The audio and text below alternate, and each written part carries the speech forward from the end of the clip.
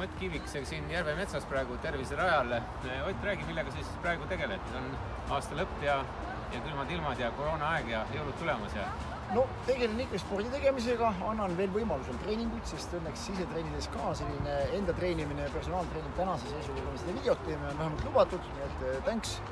Ja selles mõttes see kogu tasapisi pöördib jälle üles, ütleme nii, et see aasta andis ka mõningaid tagasilööke, kui nii võib öelda, tervise osas kevade poole, ei pääsenud minagi oma nii-öelda sellisest tagasilöögist. Aga nüüd sügis on olnud parem, jah, on töine olnud ja selles osas on kõik liigub ülesmäge. Teine pool sellise karastusega hakkasin tegelema augustikuus kuni tänase päevani.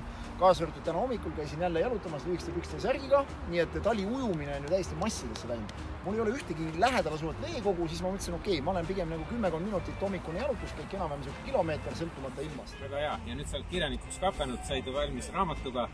Raamat on Targalt toitumise ja treenimise käsiraamat. Just.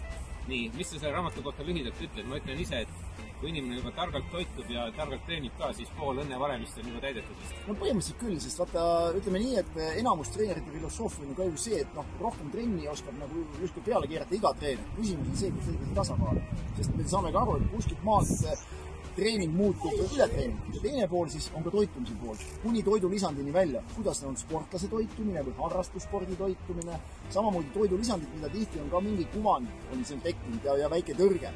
Nendest ma räägin hästi lihtsas keeles lahti, et on siuke lihtne lugemine, ütleme, igale enda tervisest lugupidavale harrastussportlasele ja loomulikult tippudele ka, sest ütleme, siin on tippspordi jaoks ka lugemist. Absoluutselt, ja kui see kõrvale panna veel aegade jooksja, luged seda ka, seda sa ka loomulikult loed. Ja absoluutselt. Ja. Et siis tegelikult ma arvan, et saabki kõik põhilised teadmised kätte. Ja nüüd me olemegi Otiga nii teinud, et pannud seljad kokku, et kõik, kes teevad aegade jooksja. Need on koos. Küljed kokku. Ja, küljed kokku. Saavad ka selle raamatu 2-1 hinnaga. Jõulud on tulemas. Me hoolime inimeste tervisest ja heaolust. Ja sellepärast kõik, kes tahavad seda suurepärast pakkumist kasutada, minge spordime.ee lehele, spordime.ee ja saate ka nii raamatu kui ajakirja aasta tellimuse. Ja siit alt tuleb veel välja jooksjale ka tennis. Nii et nii tennisesõpradele kui jooksusõpradele ajakirjale aasta tellimusel tuleb kaasa minu raamat. Nii et loetud päevad veel, kasutage seda pakkumist ja kunagi ei ole Tartust ütleme liiga palju.